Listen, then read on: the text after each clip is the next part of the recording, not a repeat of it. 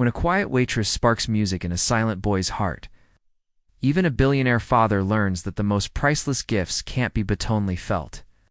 The little town had only one main street, and on that street sat a small, warm diner called Millie's. It wasn't fancy. The walls were filled with old photos, the booths were worn but clean, and there was always the smell of coffee and fresh pancakes in the air. The kind of place where regulars had their usual seats, and where people greeted each other with soft smiles. In that diner worked Sophie. Sophie was a quiet girl in her late 20s. She had soft brown hair, always tied in a bun, and a voice that could calm storms if storms ever walked in for breakfast. Most people didn't notice much about hers, just that she was polite, always on time, and seemed to hum to herself a lot, while cleaning tables or pouring coffee. But those who paid attention would notice that she never complained, never looked tired, and her eyes often drifted toward the dusty piano in the corner. No one used it anymore. It was old, maybe broken, maybe just forgotten. But sometimes, when no one was watching, Sophie would gently press a key or two on it and smile like she was saying hello to an old friend. Sophie used to play music. She grew up with a single mother who taught her to play piano when she was little. It was their way of escaping hard days, of feeling something beautiful in the middle of all the struggles. But life didn't go the way Sophie planned. Her mother got sick, bills piled up, and Sophie had to start working instead of going to music school. The dream faded. But not the music inside her. It lived quietly, in her humming, in her rhythm. While walking between tables, in the way she looked at that piano every day, one gray afternoon, a black car stopped in front of the diner. It wasn't something people usually saw around here. Shiny, sleek, expensive. From it stepped a tall man, in a long dark coat. His eyes were serious, his face unreadable. Opened the back door and gently lifted out a young boy in a wheelchair. The boy looked about 10 years old, pale, thin, and very quiet. His eyes didn't move much, just stared blankly.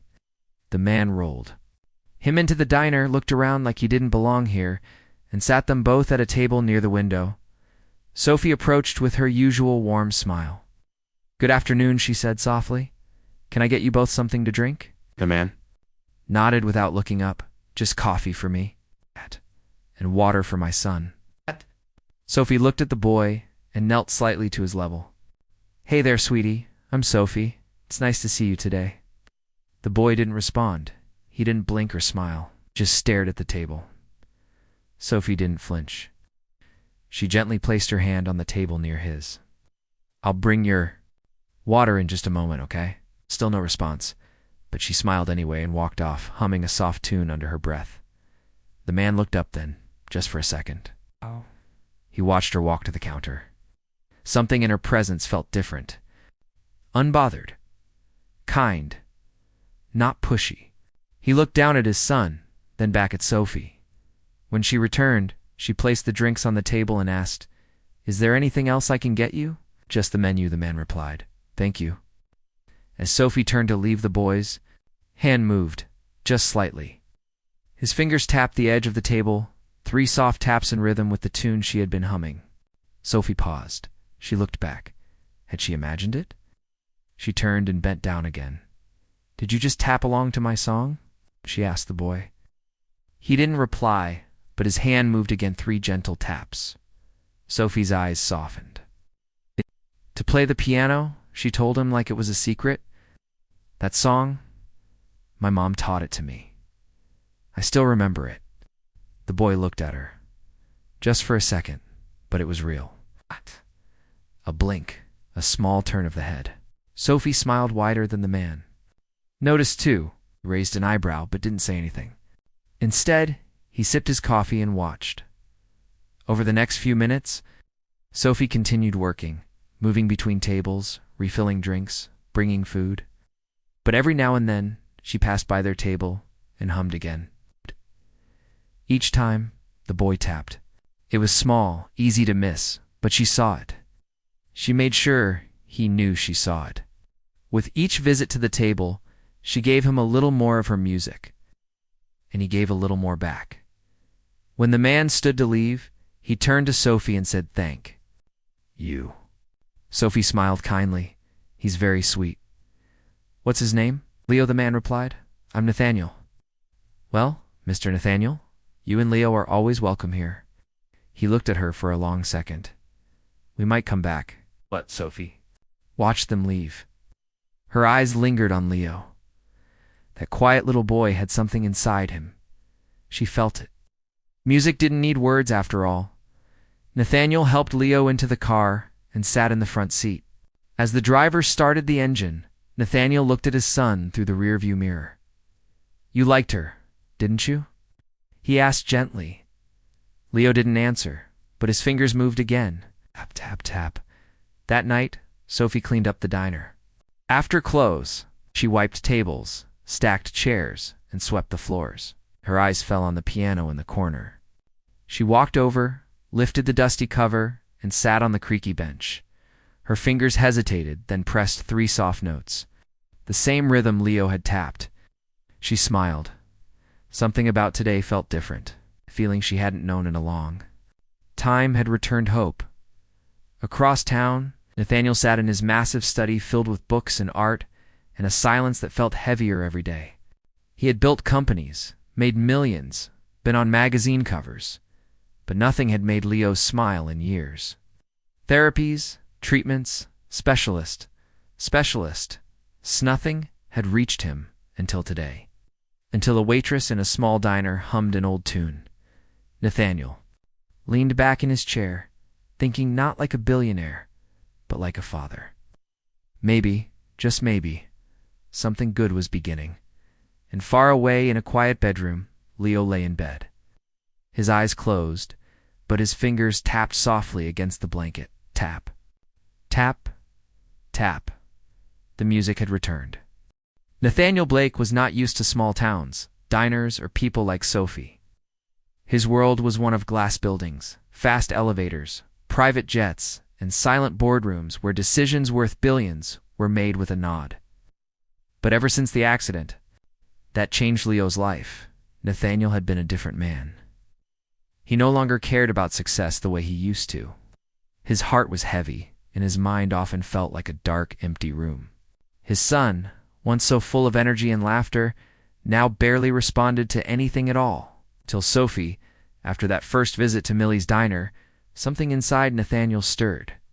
He watched how Leo had reacted, not with words, but with a few taps of his fingers, small movements, almost like his soul had heard something worth waking up for. It was the first time in months that Leo had shown any interest in something, not in toys, not in screens, not even in music therapy, but waitresses, quiet humming. It was strange, didn't make sense to Nathaniel, and yet it gave him a feeling he had forgotten. Hope, so. A few days later, Nathaniel returned to the diner with Leo. It was a sunny morning this time.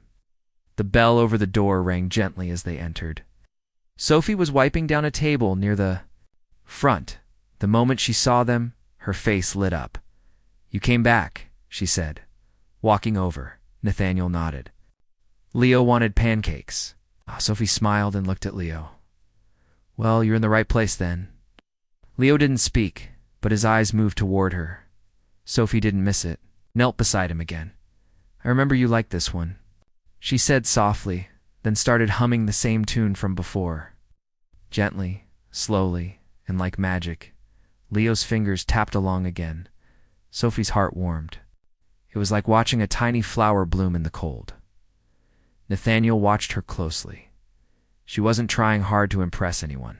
She didn't act shocked or awkward. She just ... connected. And Leo responded. They stayed longer that day. Sophie brought them pancakes and Nathaniel coffee. She never asked who they were or where they came from. She treated them like any other customer. But when things were quiet, she came over and played with Leo against soft songs, gentle rhythms, talking to him as if he was listening to every word, and he was. Nathaniel could see it. Leo's eyes followed Sophie when she moved. Ow, his fingers. Moved more now, still small motions, but full of purpose. Something inside him had been touched. Nathaniel couldn't explain it, but he could feel it. On the third visit, Sophie did something new. She walked over to the corner of the diner, where the old upright piano stood. She wiped the dust off the keys and looked around. The place wasn't too busy, so she sat on the bench and slowly pressed down a few keys. The melody was simple and soft, almost like a lullaby. It filled the diner with a kind of warmth that coffee and sunshine alone couldn't provide. Nathaniel stared. Sophie's fingers moved gracefully, like they belonged there. Her back was straight, her expression calm, and the music, though not loud or fast, felt alive. Leo leaned forward in his chair, his eyes fixed on her. Sophie looked at him as she played and smiled. She added little flourishes to the tune, watching to see how he reacted. Leo blinked twice and tapped a new rhythm. He was listening. When the song ended, the few people in the diner clapped softly. Sophie blushed and stood up quickly. "Sorry," she said. "I just ... thought he might like it." Nathaniel shook his head. "Don't apologize." He looked at Leo, who was now smiling, just barely, but it was real. He did. That night, Nathaniel sat in his living room thinking. He looked through photos of Leo before the accident, playing violin, laughing in the garden, spinning in circles while singing. Music had once been his son's favorite thing. But after the car crash, after the surgeries and months of therapy, Leo had shut down. Physically, emotionally, completely. Until Sophie? Who was this girl? A waitress in a tiny diner, with an old piano and a kind heart? Why had she been able to reach Leo when experts could not? He would keep bringing Leo back. Over the next few weeks, Sophie became a regular part of their lives. They didn't talk much about personal things. Sophie never asked about Nathaniel's money, his past, or his company. Nathaniel never brought up her life either, though he noticed the tiredness in her eyes sometimes, the way she counted coins carefully when paying for a coffee before her shift, the small hole in her worn-out shoes. But what they did share was music.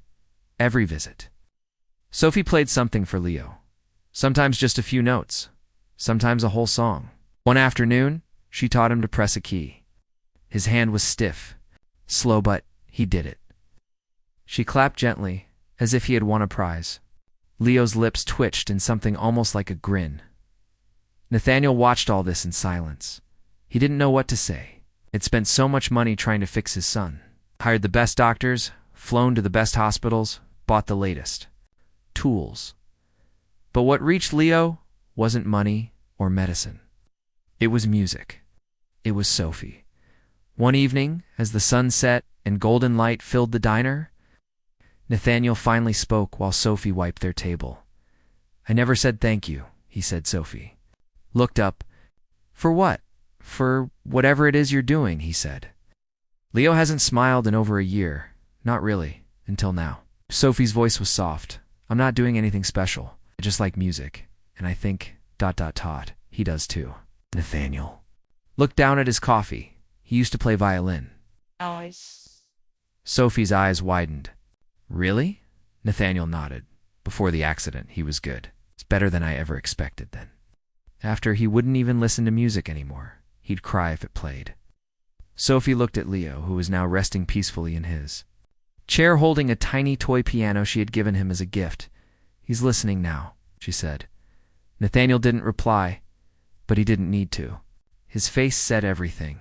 There was hope in his eyes again. That night, as Sophie walked home, she thought about Leo. She thought about the way he tapped his fingers, how his eyes lit up when he heard the right note, how he held on to the toy piano like it was a treasure. She didn't know why it mattered so much to her. She had met so many customers before, some kind, some rude, some forgettable. But Leo was different. Maybe because he reminded her of herself when she was younger, quiet, full of music, but unsure how to let it out. Or maybe it was because she knew what it felt like to lose something important. Her mother had always believed in her music. Sophie remembered those nights playing old songs together, laughing even when they had no money for food. When her mother passed away, it felt like all the music went silent. For years, Sophie didn't touch a piano, not until Leo. He gave her a reason to play again, and in return, maybe she had given him a reason to listen. In a city full of noise, Sophie and Leo found a quiet tune that only the two of them could hear. And somewhere, deep in that soft music, something beautiful was beginning. Something even Nathaniel Blake, billionaire, businessman, father could not buy, but he could feel it. And for the first time in a long, long time, that was enough. Sophie arrived at the diner early that morning before the sun had fully risen. The sky was still a mix of orange and gray, and the town was quiet. She wore her usual soft smile, tied her apron around her waist, and began wiping the tables as always. But something inside her felt different. It was becoming a routine, now seeing Leo and Nathaniel walk in every few days. And each time she looked forward to it more and more. She hadn't expected this kind of connection, not with a child she barely knew, not with a man who clearly came from a completely different world. But it wasn't about the differences. It was about the music. Leo was changing. She could feel it. It had started with tiny taps of his fingers. Then it became eye contact. Then came the small, shy smiles. Now, whenever she played the piano, Leo leaned forward in his wheelchair, focused and alert, like the music was waking. Something up in him that had been asleep for a long time. On that particular morning, Nathaniel and Leo entered, just as Sophie was setting a fresh vase of flowers on a window table. She turned and smiled when she saw them. "Hey there," she greeted warmly. "Leo, I saved your favorite seat." Leo's eyes met hers. Not for long, just a second, but it was enough. Nathaniel helped him into the seat, and Sophie brought over a small toy keyboard she had found at a garage sale. It had a few working keys, just enough for Leo to play with. "Look what I found," she said, kneeling beside him. "Want to try it?" Leo stared at the toy, then slowly reached out his hand. His fingers were stiff, shaky. Sophie placed her hand gently over his to guide him. "Try these 3 notes," she said softly, pressing one, then another. Then the third. Leo looked at her hand, then at the keyboard. Then he did it. 1 note. Then the second. Then the third. Same order. Same rhythm. Sophie gasped, clapped her hands, and smiled so wide it made Leo smile too. "That was perfect," she said. Nathaniel watched all of it from across the table. His face didn't show emotion easily, but today there was a spark in his eyes. He couldn't believe what he was seeing. His son had just played music on his own. For a moment, Nathaniel closed his eyes. He remembered the sound of Leo playing, the violin in their old house, the laughter that used to fill the halls, and the crash, the silence, the endless hospital visits, the machines, the doctors telling him to be realistic. And now, here in this simple diner, with an old toy keyboard and a waitress who had no formal training, his son had found music again. After breakfast, Sophie walked over to the real piano in the corner. She sat down and played a soft tune, something simple, with gentle notes. As the melody floated through the air, Leo tapped his fingers on the toy keyboard. Trying to match her rhythm, Sophie noticed. She slowed down her playing, gave him time to follow. Then she changed the melody, just a little, testing him. And again. He followed. Nathaniel stood beside Leo now, watching his son interact in a way he hadn't seen in years. "He's trying to match you," he said. Sophie nodded. "Yes, he's listening. Not just hearing, but really listening." Nathaniel leaned down next to Leo. "Can you press this key, buddy?" he asked, pointing to one. Leo looked up at his father, then at the key. He pressed it. Nathaniel froze. "He, ... responded. Sophie smiled. "He trusts you." It was a strange thing to hear for Nathaniel. He had always tried to be a good father, provided the best care, bought the best equipment, hired the best people. But somehow, in all that effort, he had missed this gentle space where Leo could just be himself, without pressure. That afternoon, something beautiful happened. A few of the other customers in the diner noticed Leo playing along with Sophie. One woman pulled out her phone and started recording. She didn't post it to embarrass anyone. She was just touched by what she saw: a little boy in a wheelchair, tapping notes on a tiny keyboard, and a girl playing softly, guiding him like it was the most natural thing in the world. When the video went online, people reacted with emotion. It wasn't just cute, it was powerful. A story of healing, of unexpected connection, of music breaking through where nothing else could. Strangers left comments, shared it, even asked where this diner was. The world outside their little town had begun to notice, but Sophie didn't care about any of that. She wasn't doing this for attention. She was doing it because she saw something in Leo that reminded her why she loved music in the first place. Not for applause, not for fame, but for connection.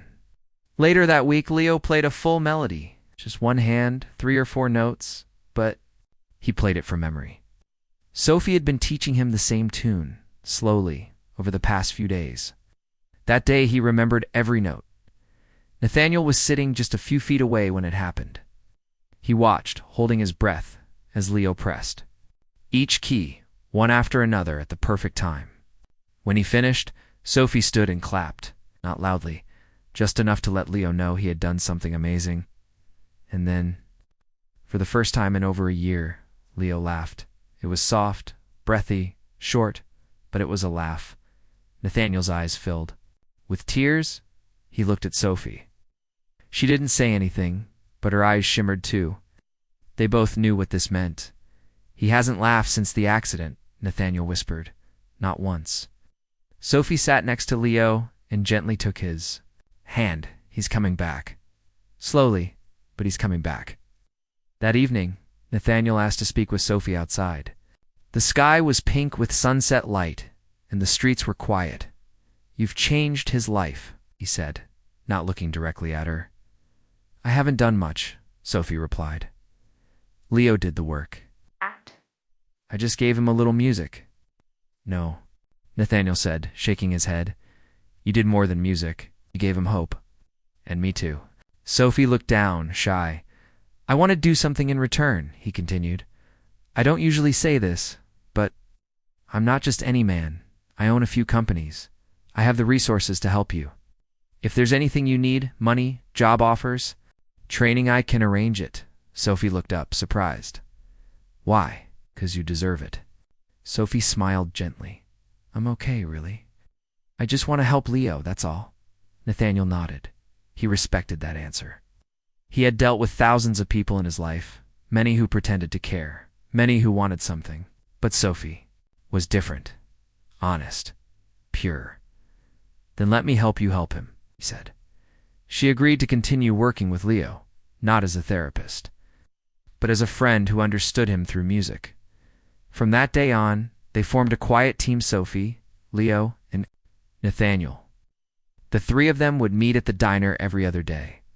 Sophie would teach Leo something new, and Nathaniel would sit nearby, watching, learning, and quietly healing. And as the days passed, the boy who once sat silent in a chair began to speak not with words, but with notes. Music became his voice. And Sophie, she became the bridge between 2 worlds, one full of silence and sadness, and the other filled with melody and hope. Music had broken the silence, and it was just the beginning. The days after Sophie and Leo's music sessions at the diner grew into a small, meaningful routine. Nathaniel saw how much Leo was improving. The boy's fingers, once stiff and barely moving, were now able to press keys on the piano more confidently. Leo's eyes sparkled when Sophie played, and even the smallest smile from him felt like a victory. But Sophie was still working at the diner, waiting tables, and living a simple life far from the luxuries Nathaniel could offer. One afternoon, after another music session, Nathaniel surprised Sophie. He handed her a beautifully wrapped box. Sophie opened it slowly and gasped. Inside was a brand new digital keyboard, one with all the modern features and sounds, perfect for teaching music to a child with limited mobility. The keyboard was a gift from Nathaniel, but he didn't tell her it was from him at first. He wanted to see her reaction. Sophie was touched, but unsure what to say. She looked around the diner, then back at Nathaniel, who smiled quietly. "I think Leo will love this," he said simply. Sophie nodded, tears threatening to fall. She had never imagined something like this coming her way. Nathaniel then shared who he really was: billionaire businessman who had spent years trying everything. To help Leo, he told Sophie about his private homes, companies, and the many specialists he had hired. But none had made a difference like Sophie's music. She listened quietly, surprised by how humble and sincere Nathaniel was. He wasn't offering charity, he was offering partnership.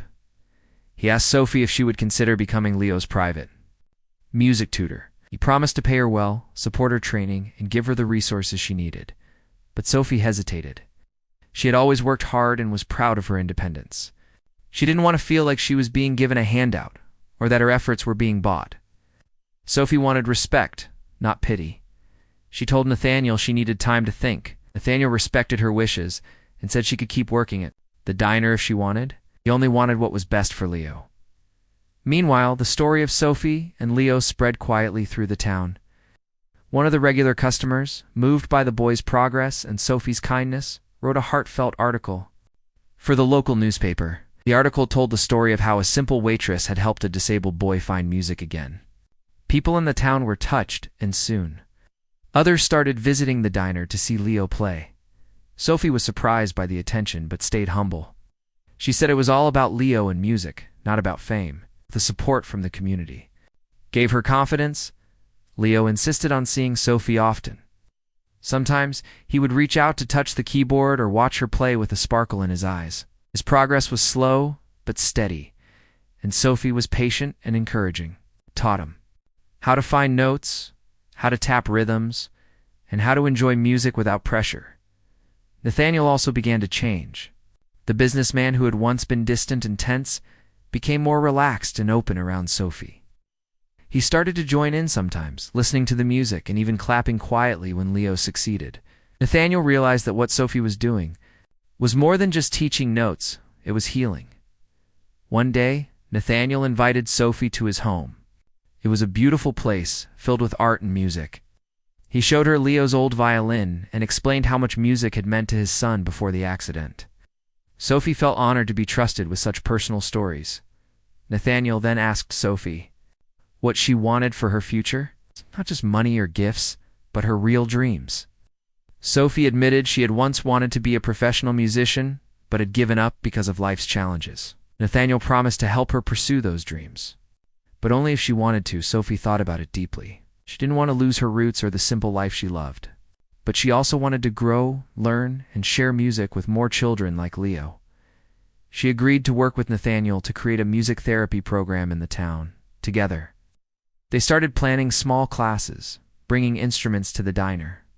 In other community places, Sophie became a teacher, mentor, and friend to many children who needed hope. Leo was always by her side, his music improving every day.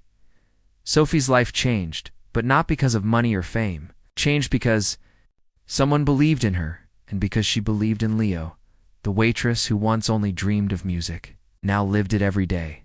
And Nathaniel. He saw that the true wealth in life was not in bank accounts or business deals, but in moments like these, moments of connection, healing, and hope. Their journey was far from over. But they had found a new path together, a path filled with music, friendship, and a promise to never give up. The story of Sophie and Leo became an inspiration to many, proving that kindness and music can change lives forever. The months that followed brought many changes, not just for Leo and Sophie, but for Nathaniel and the whole community. It was a quiet transformation, like the slow bloom of a flower, but it was full of meaning and hope. Sophie had accepted Nathaniel's offer to become Leo's private music tutor. However, she insisted on continuing her work at the diner part-time. That small place was her home, the heart of where everything had begun. Nathaniel respected that, understanding that Sophie's strength came from her roots and the simple life she cherished. Every other day, Sophie arrived at the diner with a new energy in her step.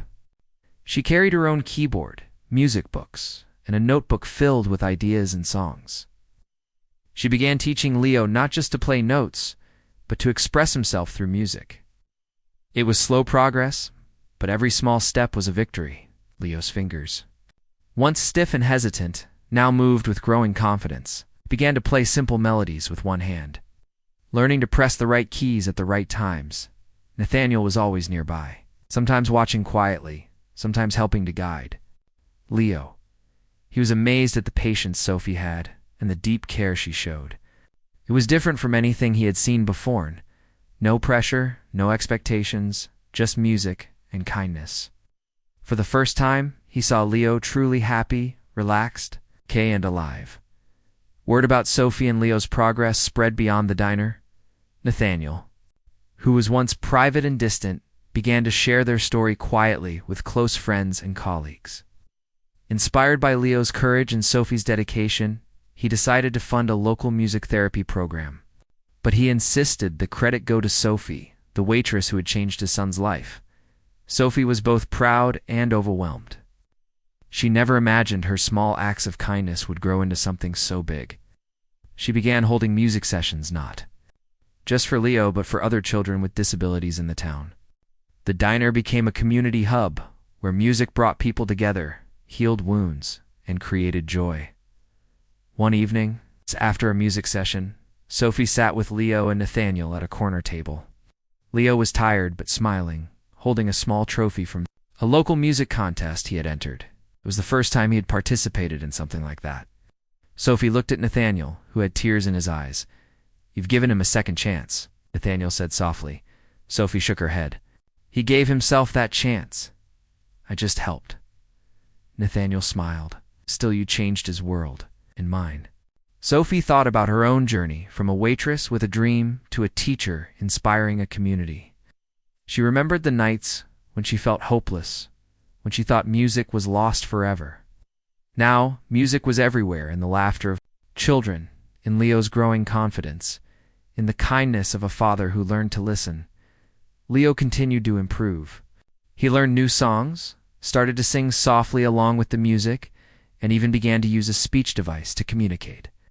The music gave him a voice beyond words, a way to connect with the world around him. Nathaniel, too, changed. The businessman, who had once measured success in profits and power, now understood the value of patience, kindness, and simple moments. He became more involved in the community, supporting programs for children with special needs, and advocating for music therapy. Sophie's life was busy but full. She never forgot where she came from and kept working at the diner. But now, she had a new family, Leo, Nathaniel, and the children she taught. Her music touched many lives, and in return, their stories touched hers. One afternoon, as Sophie played the piano at a community concert, she glanced over at Leo.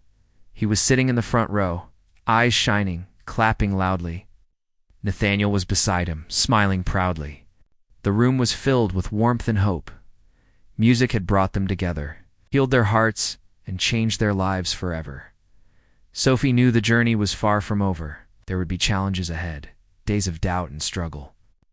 But with every note played, every smile shared, and every life touched, she believed in the power of kindness and the magic of music, and in that belief, she found strength.